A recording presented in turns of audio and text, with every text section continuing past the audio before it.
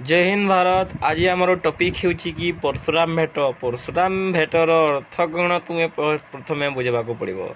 परशुराम भेटर अर्थ हो कि भगवान परशुराम परशुराम राम श्रीराम सहित एठारे भेट हो कि बलराम दास यही माने विषय टाइटल टाक रखिंट परशुराम भेट बोली।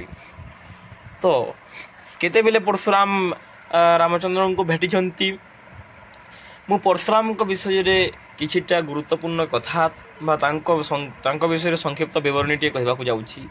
देखो जिते बेले परशुराम माता समस्ते तो आपण तो समस्ते जानते परशुराम माता नाम हूँ रेणुका और पिता नाम हूँ जमदग्नि। जिते बेले जमदग्नि ऋषि जमदग्नि एमाने थिले ब्राह्मण परिवार ओके। तो जिते बेले जमदग्नि ऋषि गोटे यज्ञ आयोजन करते से रेणुका को आमर जमदग्नि निर्देश देले जे आपण जाइकी नदी कूल गोटे माने हाणी रे पानी आणंतु बोली कहले। तो जिते बेले से गला माने रेणुका गले सेते बेले से नदी कूल रे कस्तूरी माने बोली गोटे असुरटी से अप्सरा मानक संगे जल क्रीड़ा करुए है। से कौन करुए ना अप्सरा मानक संगे जल क्रीड़ा करुए। तो सेते बेले रेणुका से माने जल क्रीड़ा को देखी विमोहित होइकी एठारे थिबा माने जमदग्निंकर से तांकर आदेश को से कौन कले ना भूली गली है। कौन कले ना भूली गले। तो जिते बेले परशुराम माने छोट होता तीनोटी भाई था। तो जिते बेले जमदग्नि पर जानवा पाइले जे रेणुका से ही माने जलक्रीड़ा को देखी मोहरे पड़ जाता विमोहित हो जाता आम कथा भूली जाता बोली जानवा पाइले से बेले पुत्र मानक से निर्देश दिले कि माता माने हत्या करने को मुंड मस्तक को काटवा से पुत्र मानक निर्देश दिले। तो तीनोटी पुत्र माने परशुराम को छाड़ी तीनोटी पुत्र पछ को घुंची गले। तेणुक जमदग्नि बहुत रागरे जर्जित हो को मूर्छित करदे भस्म माने भस्म तो कह पारे मूर्छित करदे। परशुराम ही प्रथम बाहरी थिले कि मातांकर शिर को माने मुंडर गंडी को अलगा करने से बाहरिले एवं कले माता को से हत्या करथिले पिता निर्देश रे। तेणुक जिते बेले परशुराम माता को हत्या कले से बेले जमदग्नि बहुत खुशी है प्रसन्न ही कहले पुत्र मते केतोटी बर माग चारोटी माने बर माग बोली कहले। से कहले प्रथम बर रे मो मातांकर जीवन पुणी फेरी आसु। द्वितीय बर रे से जानी न बाकु न पाऊ जे ताकू मु मारी बोली।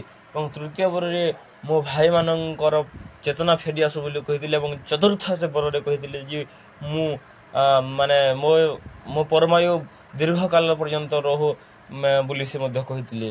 बुझेला।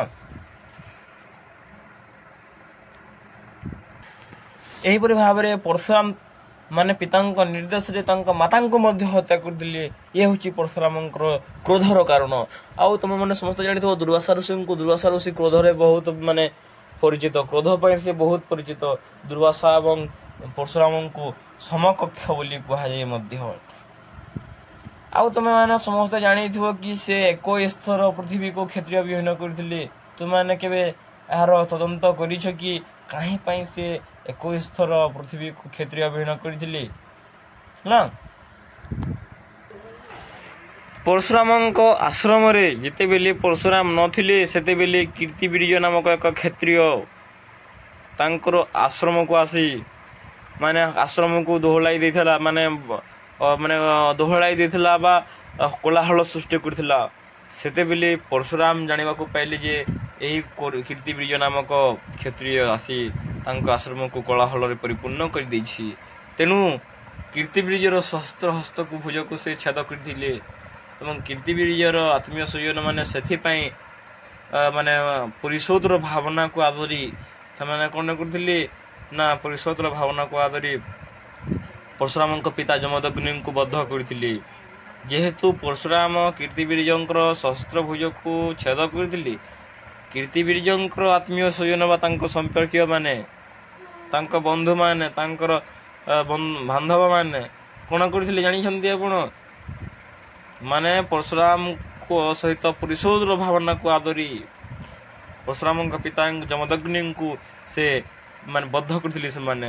ତେଣୁକରି ପରଶୁରାମ ସେହି ଭାବନାକୁ ଆଦରି ସେ କ୍ଷତ୍ରିୟମାନଙ୍କୁ ସୃଷ୍ଟି ମାନେ ପୃଥିବୀରେ କ୍ଷତ୍ରିୟ ବିହୀନ କରିବା ପାଇଁ ସେ ପ୍ରତିଜ୍ଞା କରିଥିଲେ ଏବଂ ଏହିପରି ଭାବରେ 21 ଥର ସେ ପୃଥିବୀକୁ କ୍ଷତ୍ରିୟ ବିହୀନ କରିଥିଲେ। ତେଣୁକରି ମାରି ଚାଲିଲେ କ୍ଷତ୍ରିୟମାନଙ୍କୁ ପୁଣି ତାଙ୍କର ସ୍ୱର୍ଗ ଲୋକ ହେଲା, ତାଙ୍କ ପିତୃଗଣ ଲୋକମାନେ ତାଙ୍କୁ ଦିବ୍ୟ ବାଣୀ ଶୁଣାଇଲେ କି ତୁ ତପସ୍ୟାରତ ହୋଇଯା ବୋଲି କହିଲେ। ତେଣୁକରି ମାନେ ତାଙ୍କର ପିତୃଗଣଙ୍କର ବାକ୍ୟକୁ ସେ ଆଦରି ତପସ୍ୟାରେ ମଗ୍ନ ରହିଲେ। ବୁଝିହେଲା? ତ ଇଏ ଥିଲା ମାନେ ପରଶୁରାମଙ୍କର ବାହାର କଥା। ତ ଏହି ଟପିକ୍ର କଥା ଗୁଡ଼ାକ ଆମେ ବର୍ତ୍ତମାନ ପୁଙ୍ଖାନୁପୁଙ୍ଖ ତାର ସାରମର୍ମ କଥାବସ୍ତୁକୁ ବର୍ତ୍ତମାନ ଆଲୋଚନା କରିବା। ପରଶୁରାମ କବିତାଟିରେ ଜଗମୋହନ ରାମାୟଣର ଆଦିକାଣ୍ଡରୁ ଆସିଅଛି। ସମସ୍ତେ ଜାଣିଛୁ ଶ୍ରୀରାମଚନ୍ଦ୍ର, ଲକ୍ଷ୍ମଣ ଓ ବିଶ୍ୱାମିତ୍ର ଅଯୋଧ୍ୟାରୁ ମିଥିଲା ଆଗମନ କରୁଥିଲେ। ଜନକ ନନ୍ଦିନୀ ସୀତାଙ୍କୁ ଶିବଧନୁ ମଗ୍ନ କରି ସ୍ୱୟଂବର ସଭାରେ ବିବାହ କରିଥିଲେ। ରାଜା ଦଶରଥ ଆଦି ସମସ୍ତେ ମିଥିଲାରୁ ଅଯୋଧ୍ୟା ପ୍ରତ୍ୟାବର୍ତ୍ତନ କରୁଥିଲା ସମୟରେ ବୈଶାଳୀରେ ପୁରୀ ରାତ୍ରି ଯାପନ କରି ପ୍ରଭାତରୁ ସୁରନଦୀ ଅତିକ୍ରମ କରି ସେ ବିପୁଳ ବନରେ ବିଶ୍ରାମ ନେଲେ। ମାନେ ଏମାନେ ସମସ୍ତେ ଯାଇଥିଲେ ବିଶ୍ୱାମିତ୍ରଙ୍କ ସାଙ୍ଗରେ। ରାମ ଲକ୍ଷ୍ମଣ ସମସ୍ତେ ଯାଇଥିଲେ। ଏଗୁଡ଼ାକ ଯେତେବେଳେ ମିଥିଲା କଟକରେ ଜନକ ରାଜା ବୋଲି ଜଣେ ବ୍ୟକ୍ତି ଥିଲେ, ତାଙ୍କ ଝିଅଙ୍କର ସ୍ୱୟଂବର କରୁଥିଲେ ଏବଂ ସେହି ସ୍ୱୟଂବରର ଗୋଟିଏ ସର୍ତ୍ତ ଥିଲା କି ଶିବଧନୁ ଯିଏ ଭଗ୍ନ କରିପାରିବ ତାଙ୍କ କନ୍ୟାଙ୍କୁ ସେ ବିବାହ ବା ପାଣି ଗ୍ରହଣ କରିବ ବୋଲି ସେ ସେ ସର୍ତ୍ତ ରଖିଥିଲେ। ଏହି ସର୍ତ୍ତକୁ ସେ ପୂରଣ କରିବା ପାଇଁ ରାମ ଏବଂ ଲକ୍ଷ୍ମଣ ଏମାନେ ସମସ୍ତେ ଯାଇଥିଲେ ମଧ୍ୟ। ତେଣୁକରି ରାମଙ୍କୁ ନିର୍ଦ୍ଦେଶ ଦେଲେ ବିଶ୍ୱାମିତ୍ର କି ତୁମେ ଯାଅ ଭାଙ୍ଗିବ ବୋଲି ଏବଂ ରାମ ଅତି ସହଜରେ ଶିବଧନୁ ଭଗ୍ନ କରିକି ସୀତାଙ୍କୁ ପାଣି ଗ୍ରହଣ କରି ସେମାନେ ଫେରୁଥିଲେ ଅଯୋଧ୍ୟା ଅଭିମୁଖେ।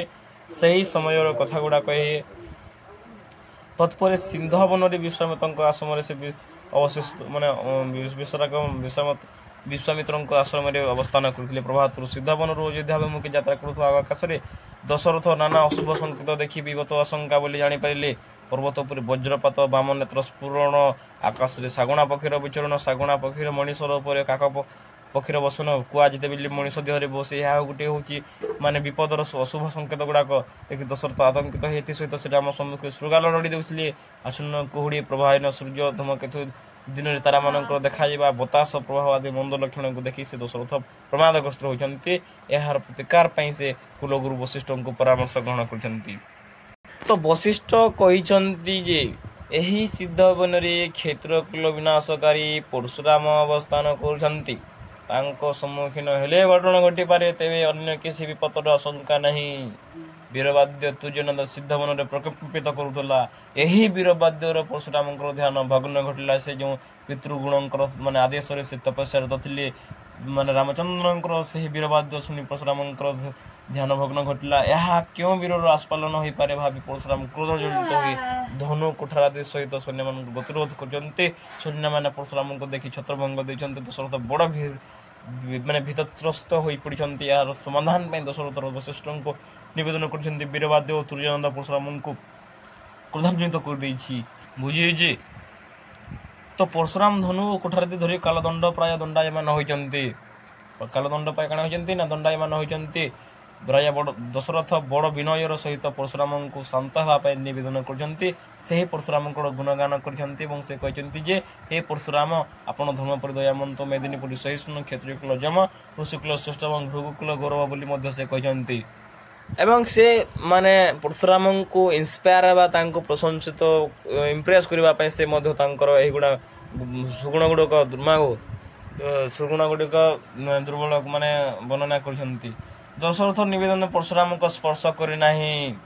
ସେ ଦଶରଥ ନନ୍ଦନ ଶ୍ରୀରାମଙ୍କ ସମ୍ମୁଖକୁ ଯାଇଛନ୍ତି। ଜନକର ଶିବଧନୁ ଭଗ୍ନ କରିଥିବା ବୀର ସମ୍ମୁଖ ଯାଇଛନ୍ତି। ଯେଉଁ ଶିବଧନୁ ଇନ୍ଦ୍ର ଉଠାଇବାକୁ ଅଯୋଗ୍ୟ ହେଲେ, ଯେଉଁ ଶିବଧନୁ ତ୍ରିପୁରାସୁରକୁ ବଦ୍ଧର ବିନାଶକାରୀ ହୋଇଥିଲା, ସେହି ଧନୁକୁ ତୁମେ ଅଖିଳେଶ୍ୱର ଉଠାଇ କରିଛ, ଭଗ୍ନ କରିଛ। କିନ୍ତୁ ମୁଁ ଏହି ଧନୁ ଧରି ଏଠାକୁ ଆସିଛି। ତୁମେ ଏହି ଧନୁରେ ଗୁଣ ଚଢ଼ାଇ ଯଦି ସଂଯୋଗ କରିପାରିବ, ତେବେ ମୁଁ ବିଶ୍ୱାସ କରିବି ତୁମେ ହେଉଛ ବୀର ବୋଲି। ଜୟ ହିନ୍ଦ, ଭାରତ କି ଏକତା ଜିନ୍ଦାବାଦ।